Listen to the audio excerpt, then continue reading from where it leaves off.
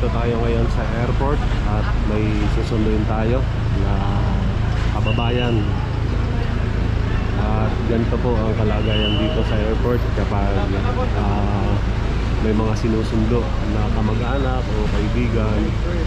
Dito yung hintayan at hindi ka pwedeng pumasok doon sa loob kung wala pa rin yung susunduin mo. Okay to. Wala pa kasi pick up po yan. Pick up po. Dito naghihintay yung mga kamag-anak o kaibigan na mga sumasalubong sa mga pauwi.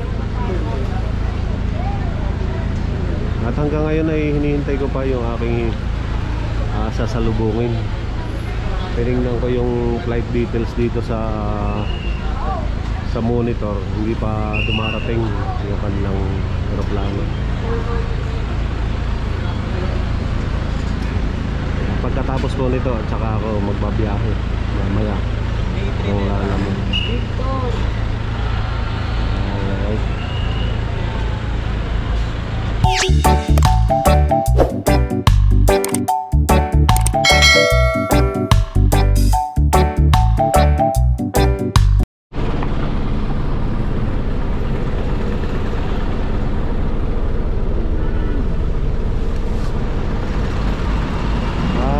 Dito na po kami sa Mandaluyong. Dito pa sila hinatid. Ito.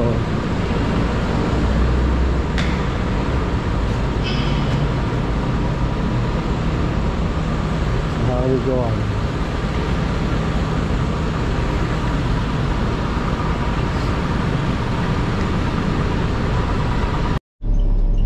At naihatid ko na po yung sinundo ko sa airport. Hindi ko na sila na video kanina dahil parang ayaw nilang magpakita sa video ko, nahihiya. Dito po blessing dahil yung usapan namin na 2,000 ginawa ng 3,000, tapos pasalubong pa na chocolate. At ano kaya to, hindi ko pa nababasa to kung ano to. So unang biyahe natin to sa araw na ito. At mamaya ay itutuloy ko tong vlog na to at babiyahe tayo sa Lalamove dahil ngayon ay Lunes na naman, December 8 9 pala. Mamaya ko po i-update yung ating biyahe sa Lalamove at talagang sobrang blessed po ako ngayon dahil nga kumita agad tayo ng 3,000. Wow! Ito ay ating direct na contact, hindi ito sa Lalamove, kaya maganda yung simula ng ating biyahe. Okay na okay. Good day mga Katito Bar. At pagkatapos nating pumick up ng kaibigan natin sa airport ay tayo ay maglalalamove naman sa araw na ito. At ito po, may na-pick up na tayo na tent. So nagpalit lang ako ng damit sa bahay at babiyahe na tayo sa buong maghapong ito.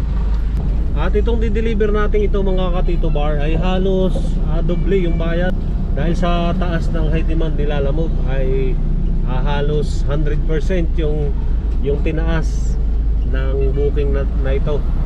At dito ko lang to pinick up sa may malapit sa bahay. So naghanap ako ng makakasabay at ito may na-pick up na rin tayo na dito rin ng pick up sa Santa Mesa. At the same yung pagdadalhan natin sa Blooming Trip din naman ang pagdadalhan natin ito. So goods na goods at pipick upin ko na. Kanina ko pa tinatawagan pero hindi pa sumasagot. Tatanong ko sana kung anong pipick upin, pero kahit malaki yung 600 kg length yung binok niya, pero sabi ko kahit naman malaki yung sakay ay kasyang kasya. Tara, pick upin na natin itong ating second booking for today. Let's go. At ito po yung pangalawa nating pick up. Aircon unit. Ilang ganyan, boss, yung isasakay? Isang ano lang. Isang ganyan lang? Dalawang maliit na lang yun. Pwede pa nating sabayan, kaso malapit lang to eh. Pagka malalapit, mahirap sabayan ng eksaktong location. Sige po, tingnan natin kung may maisabay tayo. Pagka wala, i-deliver ko na kasi same location lang to, Blumentritt, dito lang sa May Galas.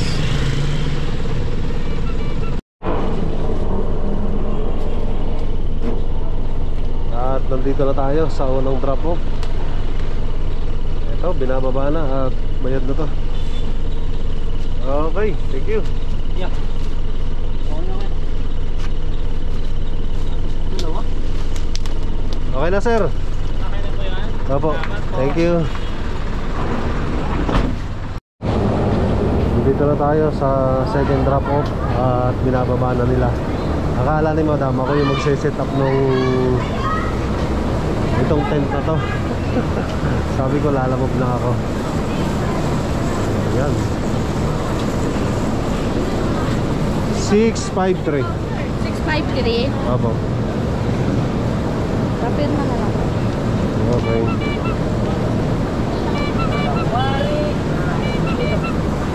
Thank you. Dito po yung pangatlo nating booking. Isang maliit na rep lang. At malapit din lang yung pagdadalhan nito. Kasi may nararamdaman po ako kay Cimarron dito sa Manobela. Pag pinipihit ko yung Manobela, parang delay yung niya pagligo. Tapos malog yung Manobela niya, kaya sayang, ang dami pa naman ng biyahe ngayon. Tsaka matataas yung bayad. Kaso nag-aalala ako dito sa sasakyan kay Cimarron dahil nga malakas pati yung tunog ng kanya. Kaya papacheck up ko dito sa may malapit lang din dito sa may Banawe. At may kakilala tayo na nagsabi na dito daw ay magaling gumawa. So papacheck natin kung ano yung sira ni Cimarron, dahil nga baka malaking malaking gawaan. Kasi naipagtanong ko na din sa iba at ang sabi nila baka rack and pinion. Kapag yung rack and pinion yung mga gasket o yung goma na matigas yun eh. Pagka napanood ko din sa YouTube, pagka po yun, nadi-disalign o nasira na, ayun yung nagkakaroon ng delay yung pagkakabig natin sa Manobela. At tiningnan ko din yung pinakang niya sa center, parang may tagas na na rin, liquid. Kaya mamaya makikita natin kung anong papalitan dito kay Cimarron. At pagka hindi natin ito pinaayos ay baka lalong lumaki yung sira niya. Kaya ito po, malapit na yung aking pagdadalhan ng deliver na to. Tapos yung pag-check upan ko naman dito sa side na ito, dito sa Araneta Avenue, doon lang sa may yun yung may hazard na yun sakyan. Tapos yung dadalhan ko ng rep dito lang din. Ito yung mga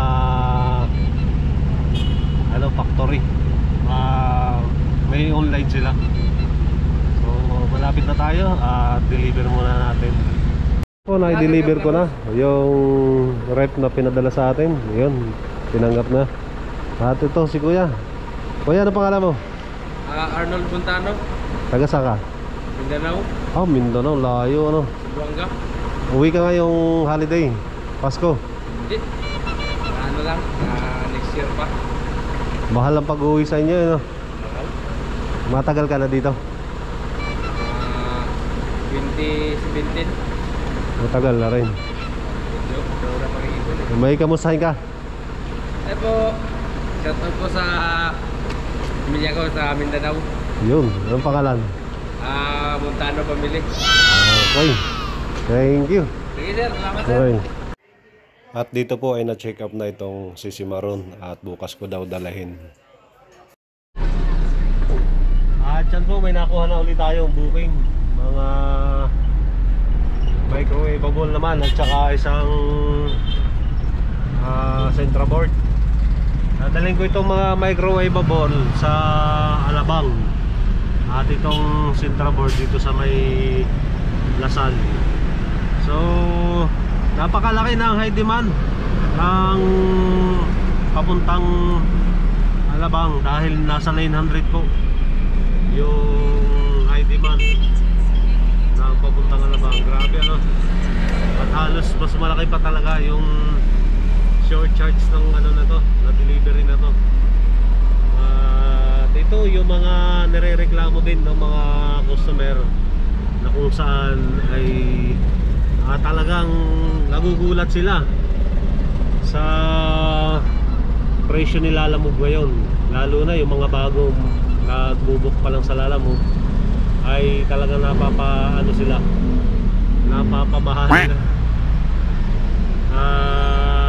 Dito na tayo sa may Nagtahan Bridge, so ikot tayo doon dahil dito kanina traffic.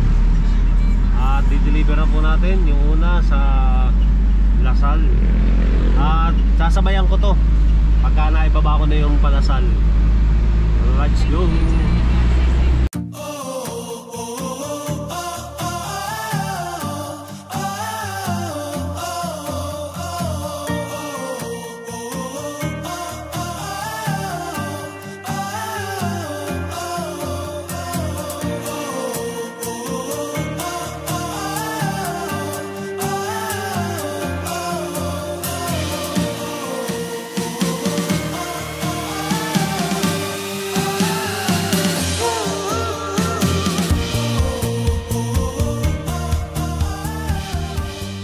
Dito po, naibaba ko na yung Centraboard.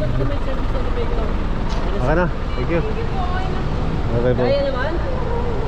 Picture ko lang si Madam.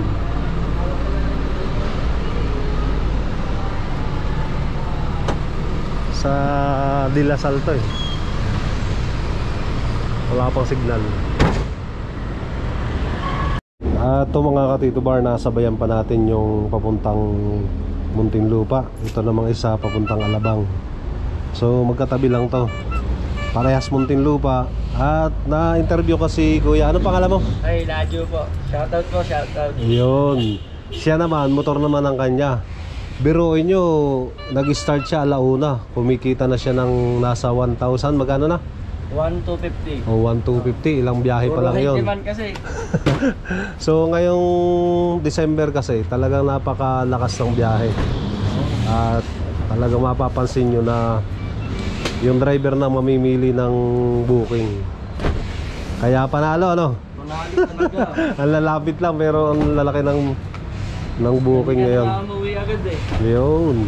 Kaso kaya pa ng katawan. Oo. Tsaka biro mo, alauna ka pa lang nag-start. Oo. Itong oras ko lang ako ngayon. Oo. Tapos pumapasok, may pinapasokan ka pang iba? Wala. Wala, part-time lang yan. Nag-aaral pa ako. Okay. Yan, ang babae. Talagang kailangan mag-part-time ano? Oo. Ang maganda niyan, yung part-time mo, laki ng kita. Oo, denied ko yung mga Jollibee doon. So ano yung ilang booking na yung ano mo? Nakaano na ako. Pangilan pa lang yan? Pangilan? Ang 7. Yun. At saka malalapit lang yung kinukuha niya. Maraming mga tip. May tip pa yun. Sige. Sige po. Okay kuya. Pwede. Bayad na. Sana all na. Teresi ko sa. Shout out ka muna. Shoutout po. Thank you ha, thank you. Andito na po ako sa SLEX. At dito po tayo matatagalan ng mag-deliver dahil napaka-traffic. Kahit ang punta nito ay SLEX na. So dito, simula ng traffic dito yung papuntang airport, yung kakanan dito sa may Villamor. Di yan bubuhol-buhol ng traffic.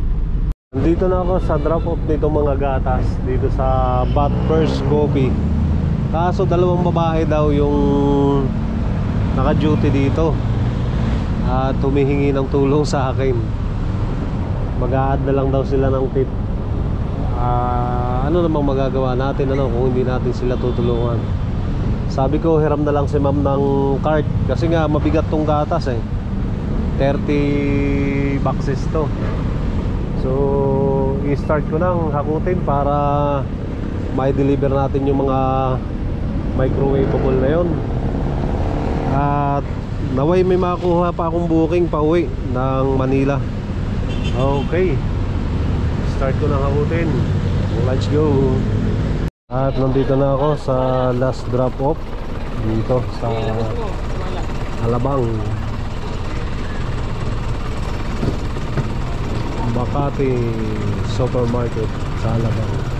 Makati Supermarket pero Alabang. At maghihintay tayo ng another booking. So ito, i-complete na natin.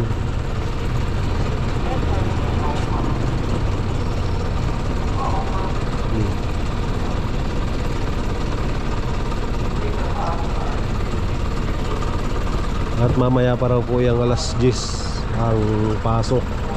Kaya babantayan nila kuya. Alas 6 pa lang Alright.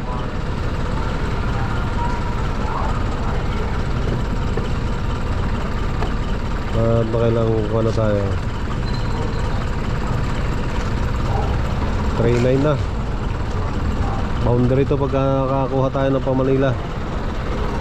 Sige po, at abang-abang tayo ng another booking. At ito po, may nakuha tayo na mga gamit sa pangpintura. So mga mabigat to. At dadalhin ko to sa Pasong Tamo, Quezon City. Ito po yung babayaran niya, 994. Sabi ko plus toll fee. So ito po yung 1,162 ginawa ng 1.3. Kasi nagbuhat ako, parang may additional na tip. Okay. Alright. Ito po, naibaba ko na yung mga gamit nila. Picture na natin. Sir, picture ko lang na